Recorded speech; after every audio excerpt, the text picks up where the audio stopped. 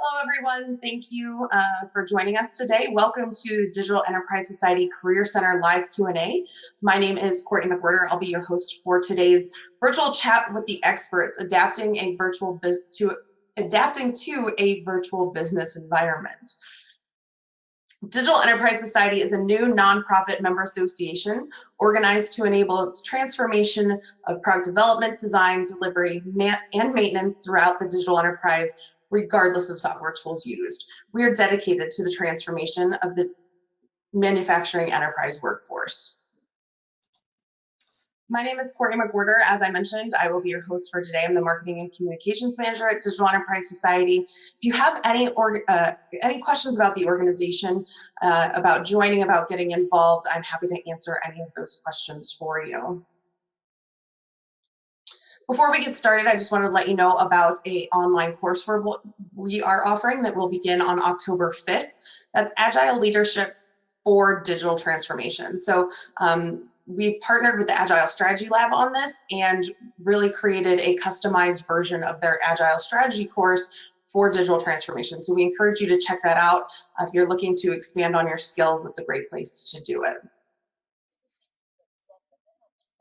So big thanks to Barry Vince. Barry is the Digital Enterprise Society Career Development Trustee, and to Sarrah Bennett also from Two Roads Professional Resources for being our moderators today. And I'm going to hand it over to them and let them introduce our panelists for today. One thing, if you are joining us via video, if you could turn off your cameras for this first portion of the presentation as our panelists kind of chat with Barry and Sarrah, and then we'll open it up for a live audience Q&A following that part of the presentation.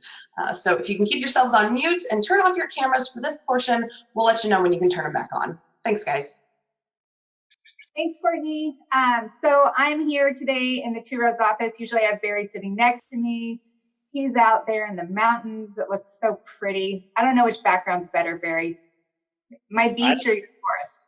I'm sure you miss me a lot over there. I do. You have no idea. So I think the backdrop is somehow improved without me in that picture. I don't know how that's happened, but it certainly looks like that. We'll have a live survey at the end of the program. I think we know the answer to that. Yeah. So today we're so happy to have Kahn. He's Vice President of Product Marketing for Seismic, and Stephanie Baker, who is a Human Resources Recruiter for Epson.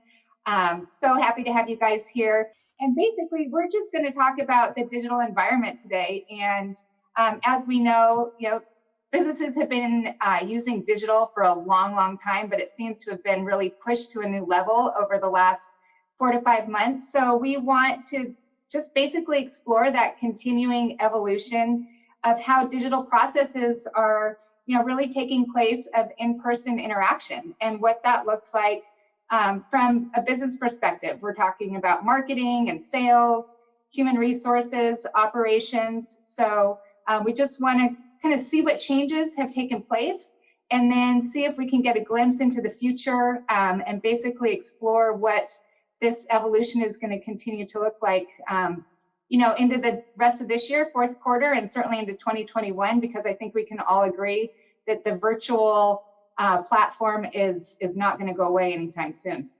So I want to start with Jam. So Jam, Seismic, from what I understand, you guys provide an effective combination of digital and personal through software. So tell me a little bit of background about the company and then also your place within it. Awesome. Yeah, thanks, Sarrah. So Seismic is a marketing orchestration and sales enablement platform, which is a sort of fancy way of saying we're creating a platform that allows sellers and marketers to get their message out to the buyers in the most effective way possible. So about 10 years ago, this company was founded with this mission of how do you get the right content with the right context to the right person. This has been a challenge that I think sellers and marketers have always struggled with. There's a position the company wants to take. There's a sales style that people have when they're in front of a customer, engaging with them and delivering the message in an effective way. And there's always a little bit of that natural friction that exists between the way a marketer wants to frame a story and the way somebody who just wants to go out there and sell, right? Hey, how do you just let sellers sell? What's happening now is we've become more and more content heavy, right? We're living in a world where so much of the buying process takes place before a seller ever gets involved. But you want to buy something today. You go to Twitter, you go to LinkedIn, you go to Facebook, you go to a website. This is not just true for B2C, right? This is becoming very much part of the B2B landscape as well. So the buyer has so much more power than they've had even like 10, 20 years ago, when you really had to rely on the experts. You had to rely on analysts. Your salesperson, your seller was your specialist, your trusted advisor. Buyers are far more empowered today than they've ever been. So how do you help your sellers today tell that right story to their buyers in a way that's personalized, contextual, makes sense? This is a reality even pre-COVID, when we're all exposed to so much more noise and distraction than we ever have had before. Right, with the iPhone now, information's at our fingertips. Now, post-COVID, that's just been that much more exasperated, right? You're inundated with content, and now the entire relationship is digital.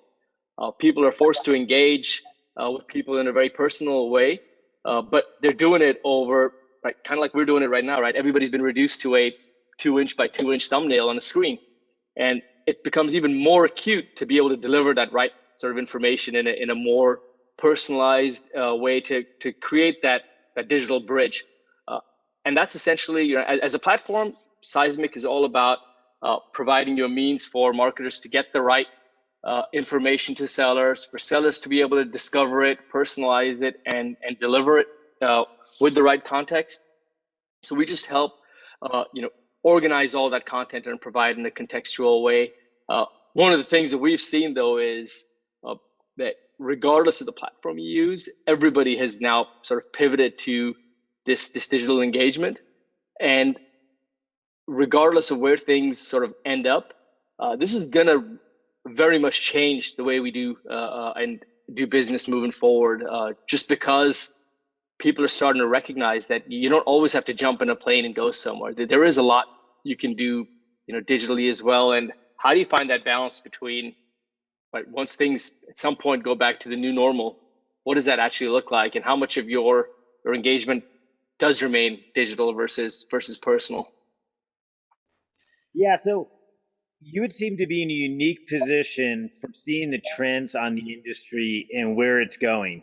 I mean, because you're in the middle of a marketer and a seller, what trends are you seeing as far as your sellers picking up? Like what industries seem to be hot?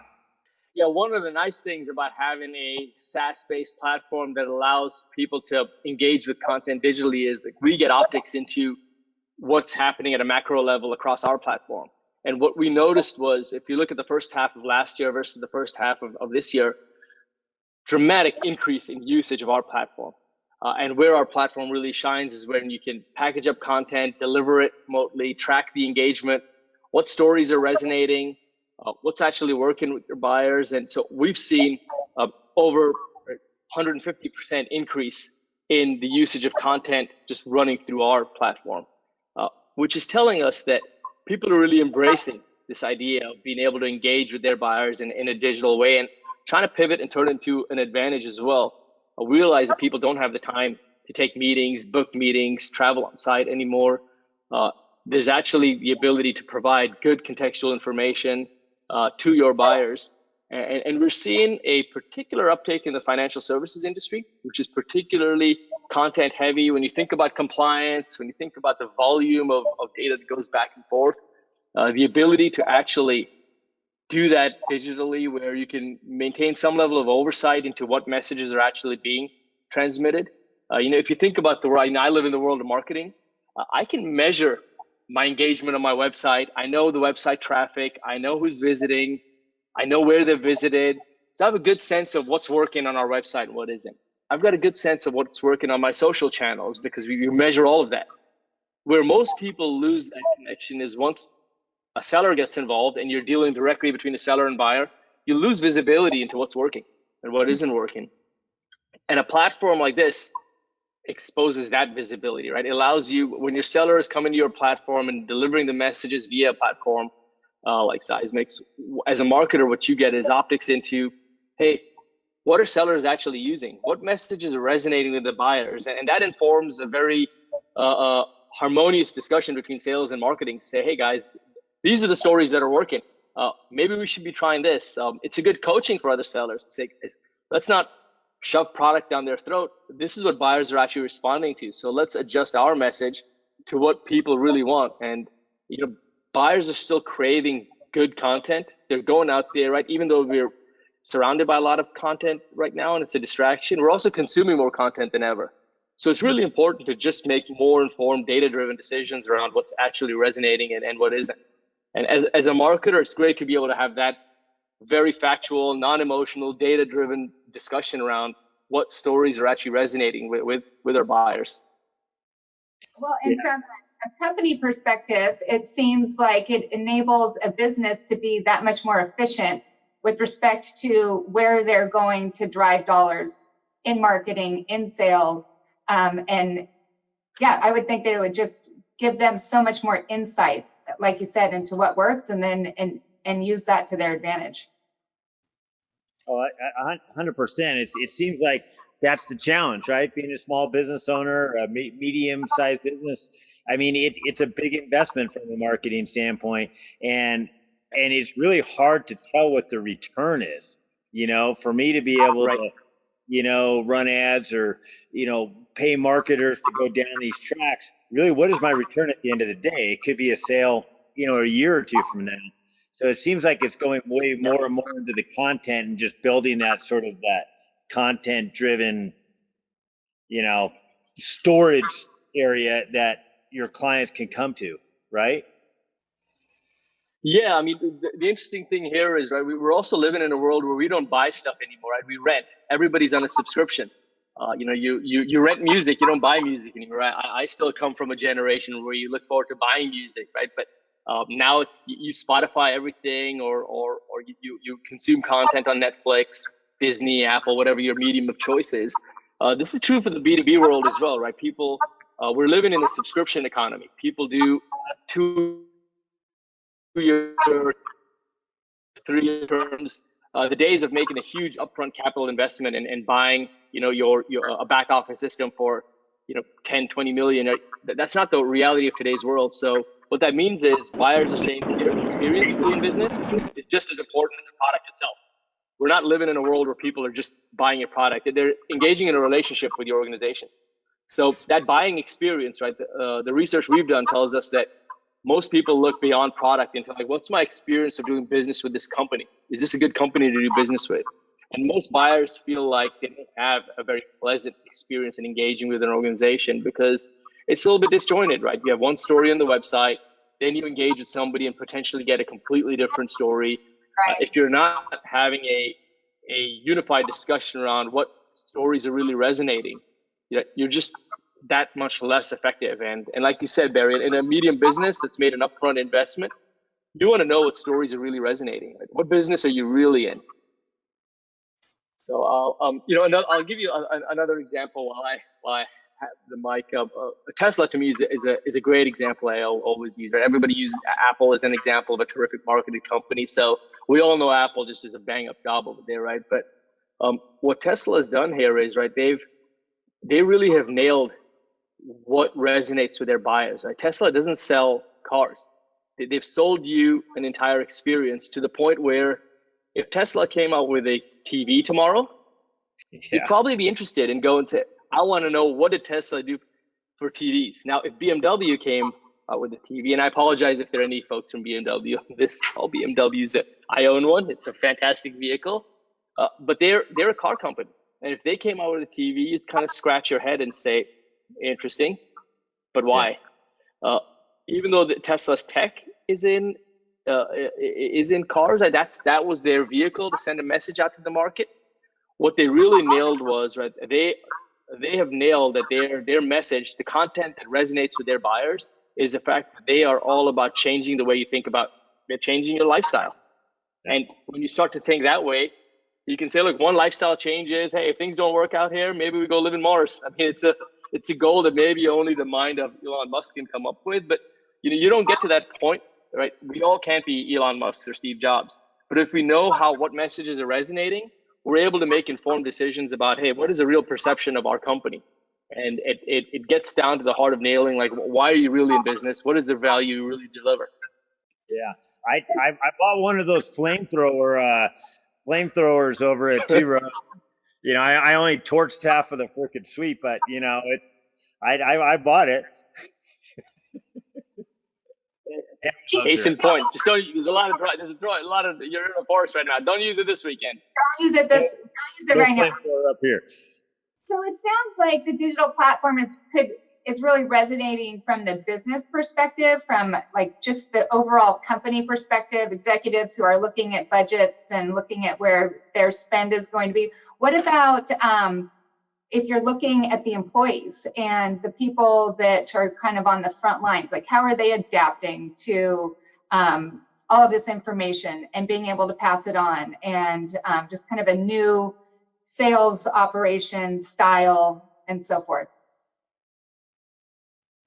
Yeah, it's interesting to see the impact this has on people's lives, right? Because you joke around that before pre-COVID, right? Everybody was talking about, God, you know, I wish I could work from home. I have to commute to the office all the time, and you know, it should be more open to work from anywhere. Now all of a sudden, everybody's like, get me out of my house. I want to go back into the office.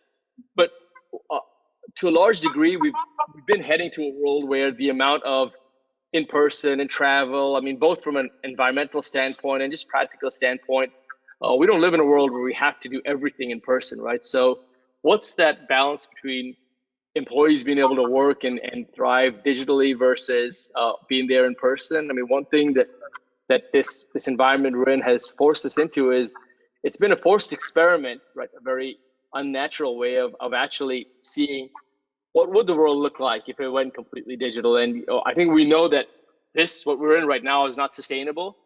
But now we have two proof points to see, like, hey, what is that sort of happy medium? So I think one of the things that this forced digital transformation has done is it's called into question, like just how people can think about where they want to live and the kind of lifestyle they want as just people contributing to society. I was reading somewhere that home sales in Colorado have spiked during this time. And what they translated it to was, hey, people want to get away from the density of cities and have a little more space. And now you can work from anywhere. So places where you might not have considered are now in play. And this might call into question the structure of the traditional city model, where everything, right? Cities built from a place where you had to have all these different industries aggregated together. And now you might see a little more democratization of that. And I think it'll be interesting to hear Stephanie's perspective of this, but I think from an HR standpoint, you now look at your talent pool and you don't have to just look as locally as you did before, right? Your reach has expanded quite a bit. And as an organization, we now will certainly pivot the way we think about bringing talent on board. And I think as an employee, you don't have to necessarily be in the Bay Area if you're in tech, right? You can contribute quite a bit being anywhere. Yeah, and I think also something to remember as a person who is in the job market or thinking about a career, you know, a sales career has changed significantly. You're not having coffee, you're not buying lunches, you're not playing golf, I mean, maybe here and there, but for the most part, you're having meetings like this, you're on the phone, your interactions are a lot different than they used to be, and you probably are going to be more accountable based on platforms like Seismic's, and you know, really understanding that there's going to be metrics applied to everything. So I think from just that standpoint, as people are looking at career moves, you know, things are different for sure.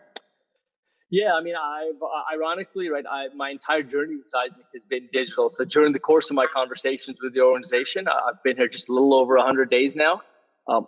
The neutron bomb that's COVID descended upon us, and my entire engagement pivoted to remote. I've built some very good, meaningful relationships here at the organization without actually having met a single person in person. So tomorrow I'm actually meeting our CEO, and that'll be the first time I actually meet a Seismic person in the flesh. And I'd like to wager that I've been decently productive in these 100 days, but it really is quite telling that you can do quite a bit right now remotely and digitally and be quite effective. Yeah, I agree. I agree. Barry, do you have any other questions, or we'll shift to Stephanie? No, let's shift over to Stephanie. All right, Steph, here we go. Although now, of course, I'm having some kind of power problem right now. I apologize greatly. My video won't come back up, so I apologize. So we just won't get to see your pretty face, but we'll have to just kind of move on, I guess. So as I mentioned, Stephanie's a senior recruiter for Epson, and Epson is a large company, manufactures printers, robotics, scanners, projectors. And Steph is responsible for recruiting for IT, operations, HR, legal, finance. So she's been in this role for a while now and has seen a significant transformation in, I think, how your human resources processes are going. Can you kind of touch on, you know, what your job looks like and what you've seen over the last 4 to 5 months and some of those significant changes? Yeah, it's definitely been a big change. We started working remote. Some people, their last day in the office was March 13th.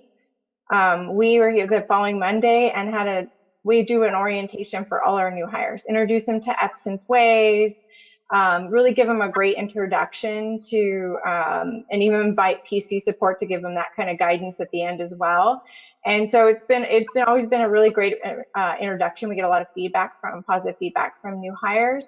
And then we're remote the very next day, and we have people that are scheduled to be hired that following Monday. And so we quickly shifted all the virtual, training is going to look completely different. How were you able to make that shift? Well, we already had a lot of collaboration tools in place. So we had shifted over to Teams, to Zoom, SharePoint.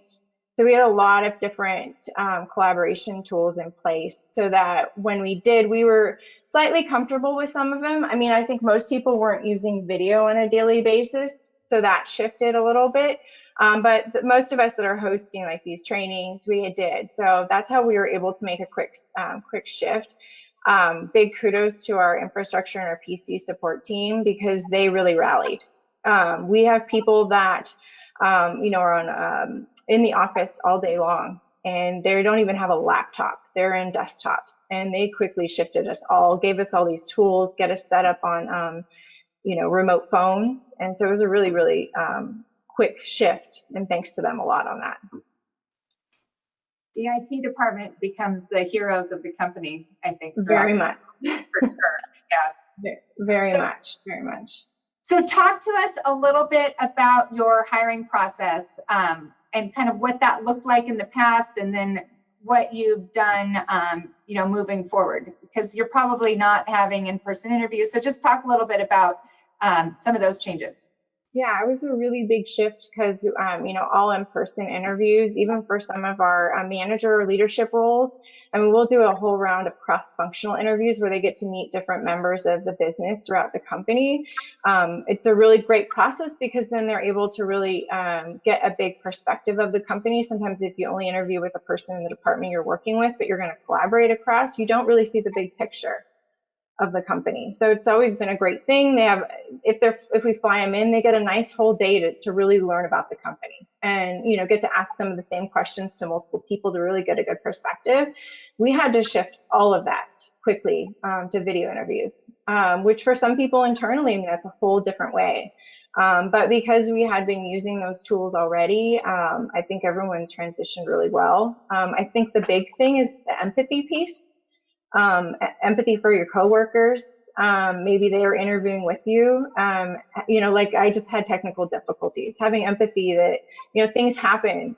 Maybe we're doing these interviews and somebody has kids at home from school, just having a lot of empathy, I think, was a big piece of it too. And, Yes. and how is the company able to communicate culture across a video? That is a really, really good question, because that's a big thing. I mean, a big piece of our culture is our people. Having really pride ourselves in, having a pretty diverse workforce as far as different backgrounds, whether it be experiences, culture, their own cultures, differences, and the fact that we are in the office most of the days. You talk to a lot of our leaders, they had a close relationship because of that with all of their employees. People felt comfortable, big open door policy coming down from our CEO. People felt comfortable to approach anybody at any level and communicate with that. And so, yeah, definitely a big challenge is how do you communicate that? I did a big shift is where my phone screens with, before they even get to a hiring manager, used to be a lot of questions about them. Instead, I shifted it to giving them a lot of information about our company and answering any questions they had, because they of course, have lots of questions. Like, are you remote? What's that going to look like? What is the rest of this interview process going to look like? Because I'm not going to meet anyone in person. So it was a lot of, I think the biggest shift was a lot more communication to them about our current state and what we're doing, giving them a lot of facts. Yeah, Steph, if you could, Sarah and I have done some virtual interview, seminars and webinars and so forth. I'd be real interested to know, how are you evaluating people? So, you get to the process of the phone call has happened and you're on the video chat and you're going, I mean, how on earth can you tell if I'm good at something or not? Yeah, that's a really good question. I mean, it would be the same thing as meeting them in person. It's just all about the questions, being smart about the questions you're asking, different kinds of questions, behavior, situational, depending on their experience level. I think it's about asking those questions and asking the same questions to each different interviewee to stay consistent and be structured. And that way you can evaluate them for their skills, not just, maybe some people don't make eye contact, and it doesn't mean they're not professional. It's a new thing of video. It's not making sure you aren't making those judgments too about them, and really trying to stick to their experiences, the answers to their questions. Did we lose Steph? I feel like we lost Steph. She's frozen on my screen. She's frozen on mine too. I do find that really interesting on what she's talking about on that whole process. And, as different people watch our recording, I think it's really important to, go back to the basics of an interview and try to assimilate as much as possible. Like Steph was talking about, it's just like an interview if you're across the table from somebody. Get into the professional mode, look professional as possible. I know that there's some leniency as far as distractions go, a little bit more than there normally would, but try to keep that to a minimum, and just knuckle through it as far as making sure you're getting your message across on the interviews. That's important.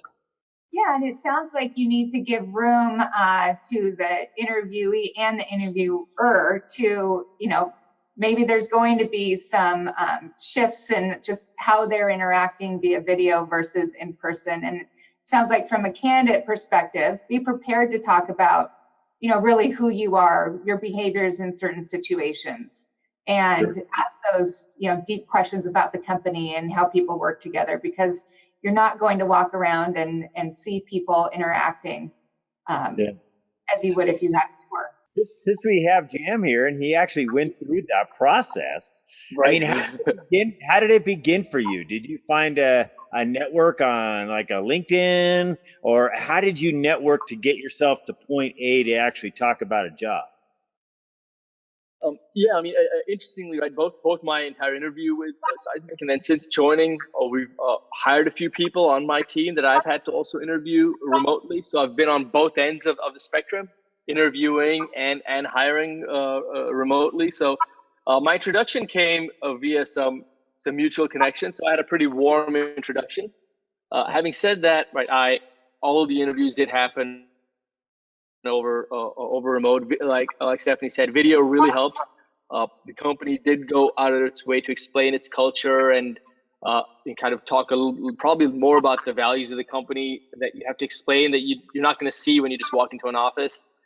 Likewise, interviewing folks as well, I try to really extend what it's like working for the organization, what it's like working on the team.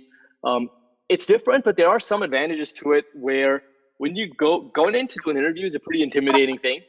And as a candidate, it's already, I think, harrowing to go in there and do an interview. But when you're going into the other to that company's office, you're on their turf, right?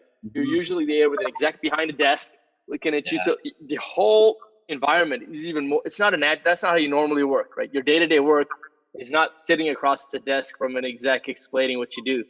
So you've already taken a naturally tense process and added multiple layers of sort of stress to it. I've found that in some ways you get a better sense in this virtual of who the person really is, because they're in their own turf, they're in their comfort zone, and they're able to actually talk about who they are, versus in an interview, some people are just really good at interviewing. Right? Yeah. It's just like standardized tests. Some people can knock the hell out of standardized tests, and other people, look at them. It's not always an accurate reflection of how smart they are.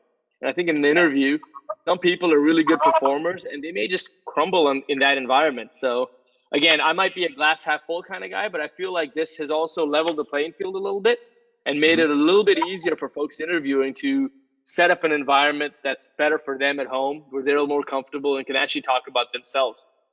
Yeah, and something that I want to point on that you mentioned there was the exec isn't on behind the desk, right?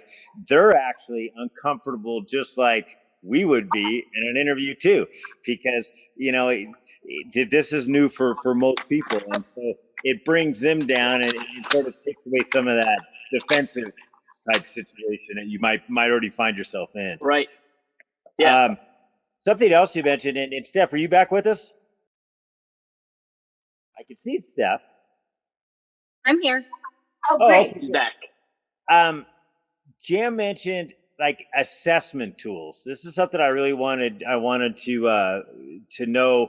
How are you using assessment tools in your hiring process? Like as far as like online tool, online testing and doing assessments that way. Or it could be a personality test, and some of our clients use it for technical aspects, but then mostly it has to do with the consistency of question answering and so forth. Have you seen a big uptick, and do you guys use that at Epson? We don't consistently use assessment tools. A lot of reasons is we've tested a lot of them, and we just see that it's not a real good indicator of their strengths. I mean, if you look at something as simple as some of the Excel tests, a lot of our jobs or analyst roles are using that, and so they want to kind of gauge. And we've even had people that are at a high level within the company who use it take the test, and they did not perform well on it. And we've tested it many times. So we didn't think it would be fair to assess someone using one of those tools, because it might not be really showing their true abilities. We want to make sure we have a level, a fair level playing field.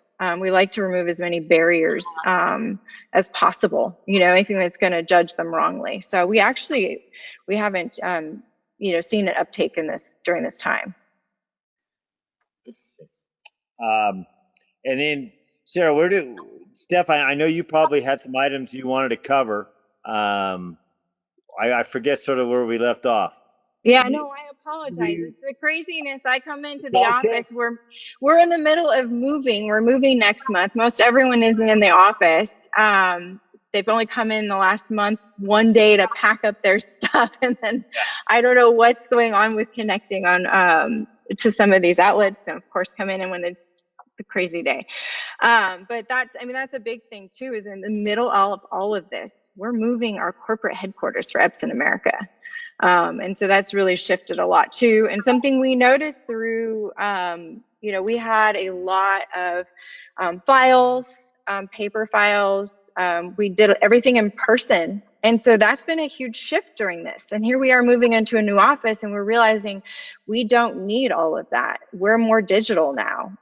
We're being very successful working in all our departments, sales, marketing, sales, operations support, IT. Everyone's working really, really successfully being digital. So through this move, we realized that, we had a huge shift there during that. Very interesting. Are you moving into the same square footage, or have they reduced the overall footprint of what the office is going to look like?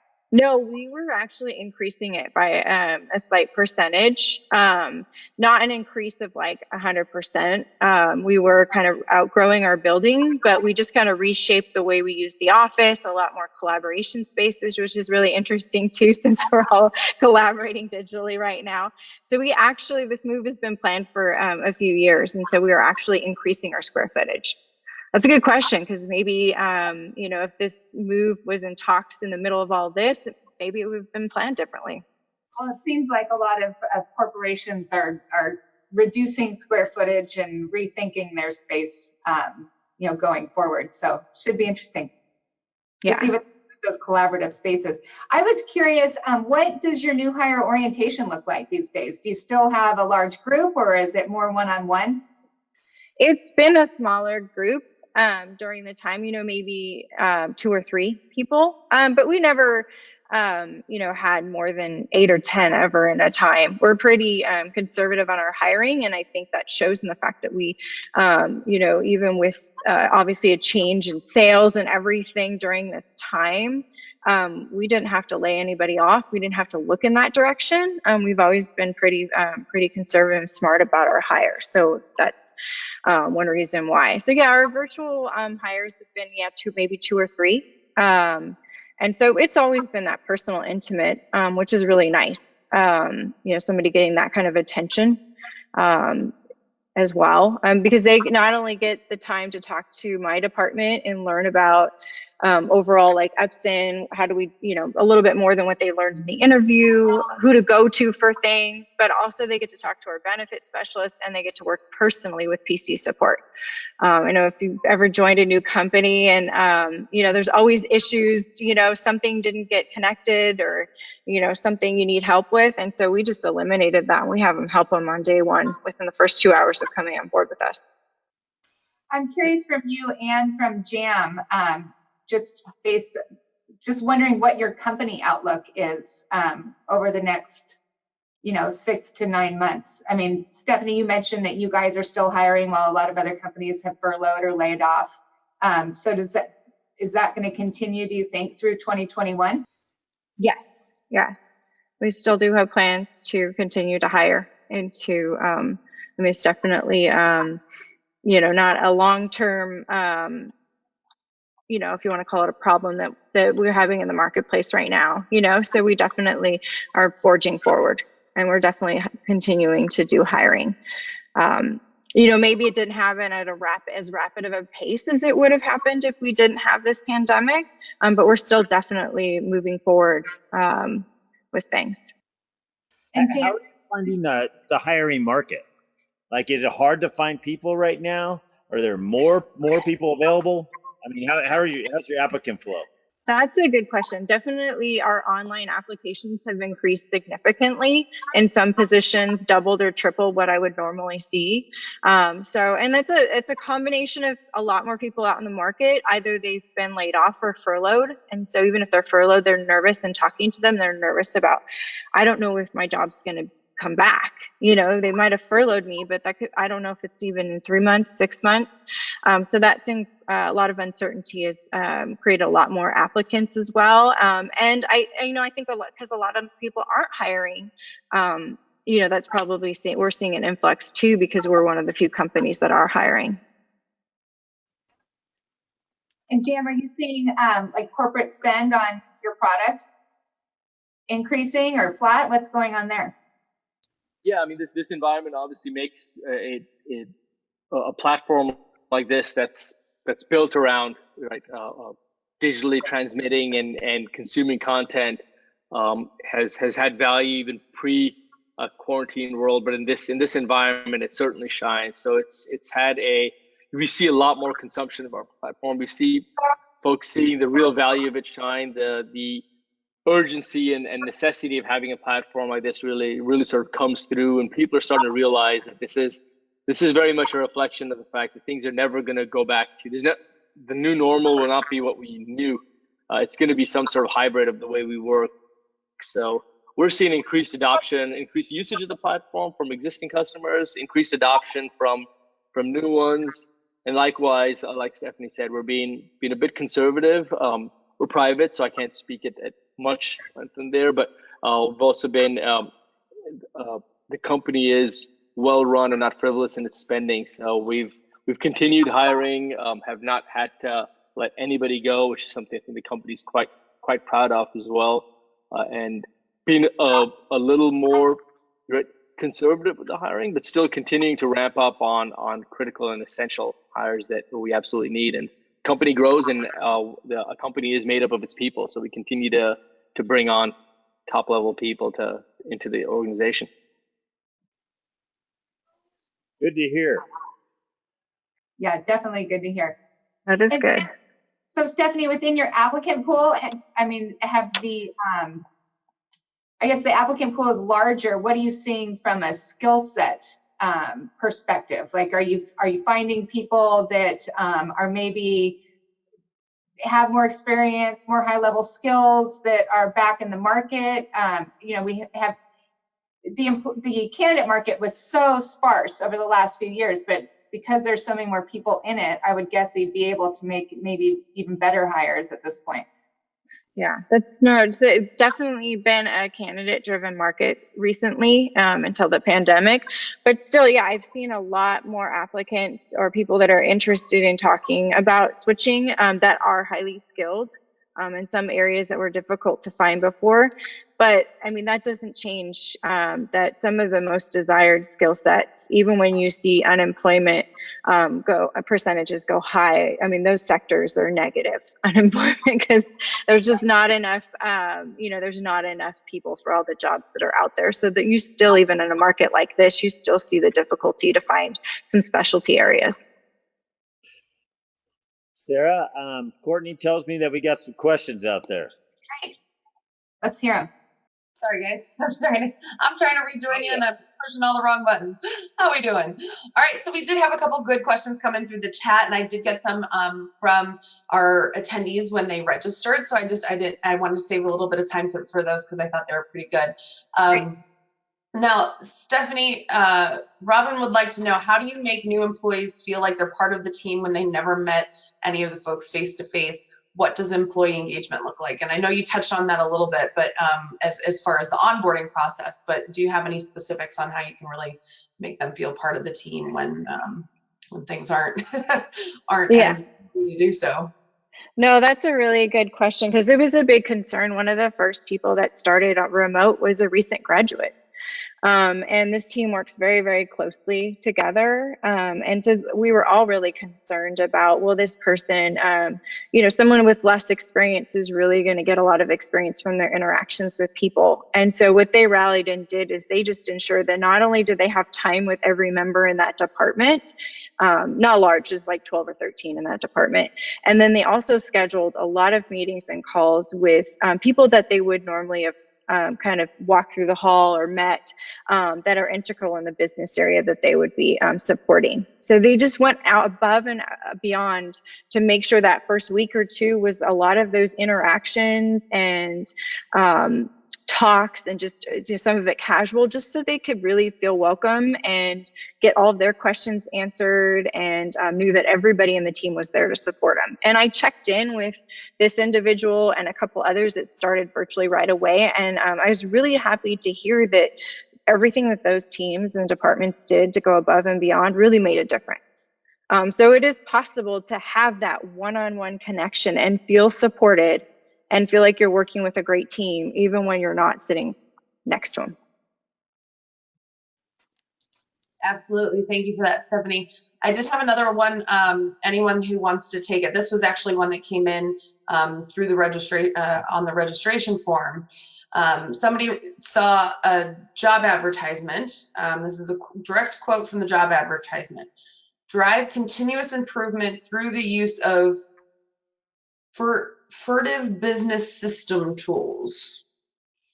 Curious of your thoughts on that. It was new to them. Any on that line? What is that? How does that translate? What are they asking for?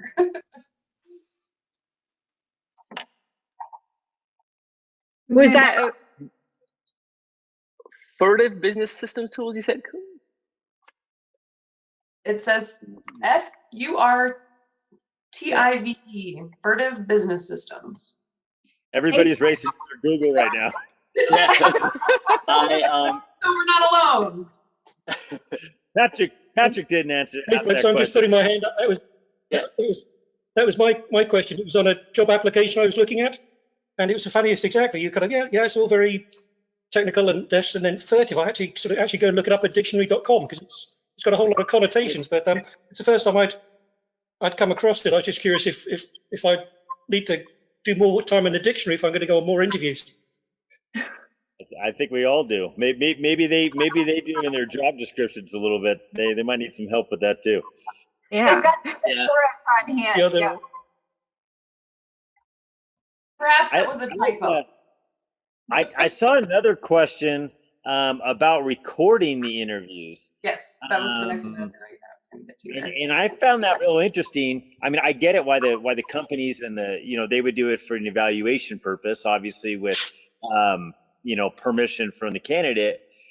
But I wonder if anybody out there is actually providing the recording to the interviewee, the candidate. I mean, I think that would be really cool. I mean, if I went through an interview and maybe I didn't get the job, well, why didn't I get the job? I mean, that'd be pretty cool to be able to see that recording. What an advantage, learning.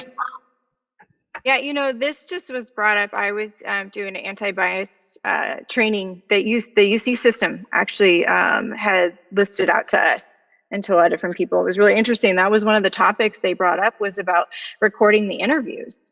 Does anybody do it? And I'd be interested to hear, because it didn't seem like a lot of people are doing it. To recording it, one, because then record retentions is on one scale, but yeah, I thought it would be really great to be able to evaluate and make sure that it is a fair practice, and that there isn't anything that we need to correct. I can't imagine how great it would be to be able to look back as for yourself, like, did I do something in the interview? Is there something I need to work on? Did I answer that question right? And it could be a real good tool for you to improve on. But I don't know if that's something that, according to the when we were doing the training, it didn't seem like a lot of people are doing it. Yeah, I think that might be a big advantage for companies. I'm surprised like your Googles and your Apples and the progressive companies aren't jumping on that. It almost seemed I like never thought about that. That's a great point. Yeah. It just at the end of your, sort of like this, at the end of a Zoom chat or whatever it is, you can view the recording, if that's accessible and those types of things. But, you interview for a job and you get a link. Hey, thanks for interviewing with us today and this and that. Here's a recording of the interview. And it'd be pretty cool. What if, so I have a follow-up question on that then. If you were the interviewer the interviewee getting that recording, and you catch a moment where you're like, oh, that was one of those thoughts, because I don't know about you guys, but I always leave an interview going, man, I wish I would have answered that this way, or I had something else that I thought of after the fact. If you get that, would it be appropriate or okay to say, hey, I just wanted to follow up on this one point and let you know that there was also this? Like, does it open the invitation to continue the interview, or maybe mention things that you had forgotten during the live interview? Well, I think that's a good thing, right, Courtney? I mean, because you might be the right person for the job, and you might have missed that one. You might have answered a question wrong, or spaced out, or got distracted, or something weird happened. And, maybe you are that person for the job, and to be able to send that interviewer a note and says, hey, I think I made an incorrect answer here. Here's really what I meant to say, or I didn't expand on this one. I think that's a good idea. Somebody should make money off that platform. So just kind of a segue or related question, I guess, that we got through the registration form. Any tips or practices that you would recommend just to get more comfortable in this virtual space and having these calls? And it's becoming the norm, and I think people are still a little bit nervous being on screen and whatnot, but is there any best ways to practice or get more comfortable doing it? And because this is the way we're going to be operating for a while. So how do you get cozy here? I think the fact that you can, we're all on the call so much, we're starting to get used to it. But if you're not, just the tools are available to just jump on a meeting with yourself and just see how you sound and how you look. Yeah, and definitely work between platforms, because look what just happened to me. Power thing went out. Like I had to switch between laptops and phones. And if I was talking with someone, I'd probably switch between, get comfortable with all the different platforms, because if Zoom wasn't working, I could go to Teams or I could go to different things. So I think just practicing by yourself even, or obviously you can do calls with your friends too. Yeah, I think there's like, one is just practice, right? Doing enough of them, you get comfortable with the environment. And the other part is also to keep in mind that not every situation also does require a video. I think it's obviously in situations like this, it helps a lot, but actively, going back to the way we used to communicate well before this, where you can still talk to somebody on the phone, which is a medium familiar with. And just because we have video doesn't mean every conversation has to be video. There is such a thing as Zoom fatigue, right? It is a real thing. And the other part that for me has been really useful has been, there's an option in most of them. We use Zoom quite extensively in our organization, but there's an option to hide your self view, so you're not seeing yourself. And if you think about the environment that you used to work in, you're sitting in a meeting room, you're looking at your coworkers or your clients, you're not staring in a mirror at yourself. And it's a little bit unnatural to look at yourself this much. Right? And people don't realize that, but you naturally become conscious of, am I looking in the right direction? How much is my face cut off?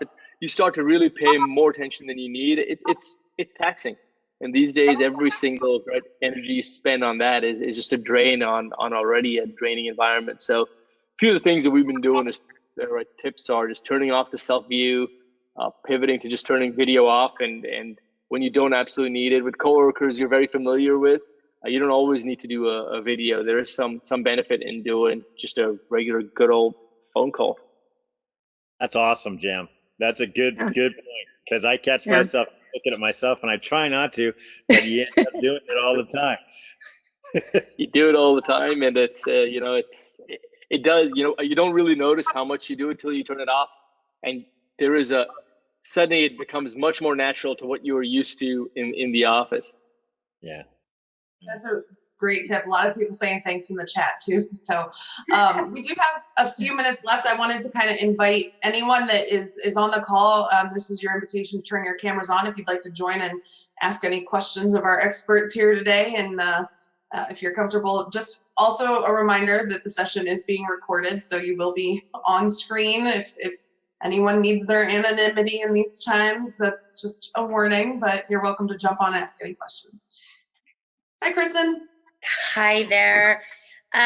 Thanks so much, guys. I really appreciate the call. And I just want to make a comment to Stephanie real quick. It's so nice to hear that from the interviewing perspective that's shifted for you, and that you've spent a lot of time answering the questions versus just peppering the questions, because truly we're still having kind of a difficulty with some of our clients of, this isn't the new norm. It's not just, okay, now we're on a video and it's pepper the questions, trying to gain that feel of your whole environment out there. And, people have a lot of questions. They want to know what it's like.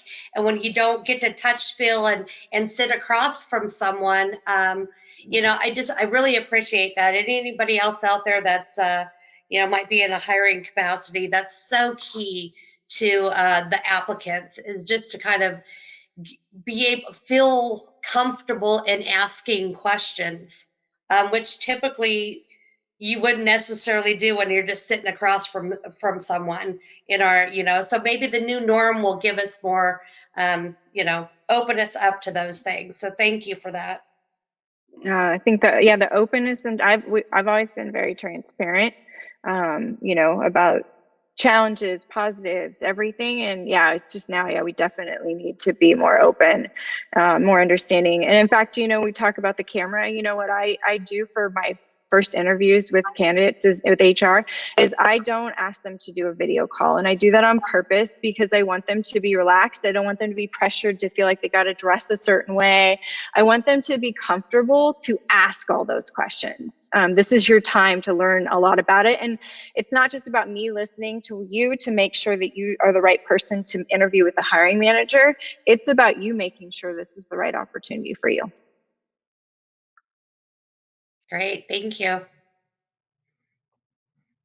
Anybody else like to jump on, turn their cameras on, ask any questions? Patrick, did you have another question for us?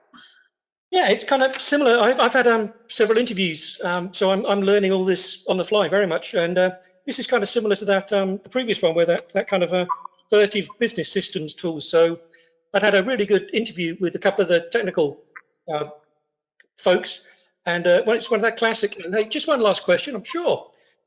So how would you explain Agile PLM?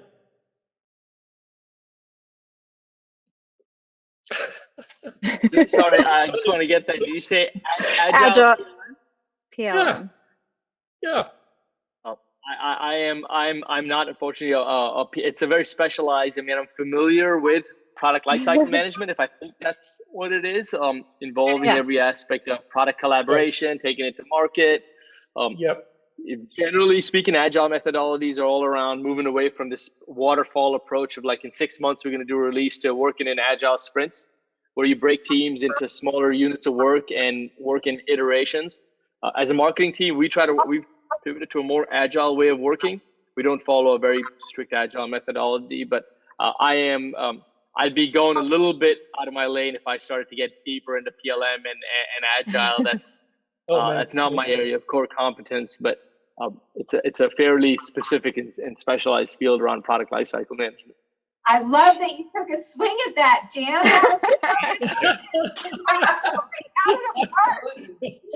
You guys crazy. Well, I'm going to take the quick opportunity to remind everybody too that we do have that course that I mentioned at the beginning of the session, Agile Leadership for Digital Transformation. Might get a touch of that in that course, so that might be something to look into as well. Well, without any other questions, I would just like to again thank Barry and Sarah for getting us together, and Jam and Stephanie for joining us today. Lots of great input and feedback that I think certainly everybody really appreciates. So thank you all for being here. Thank you, everybody. Thanks, Jam. Yeah, thank you. This is great. I learned a lot. Thank you. Thanks for the opportunity. Yeah, thank you guys. Yeah.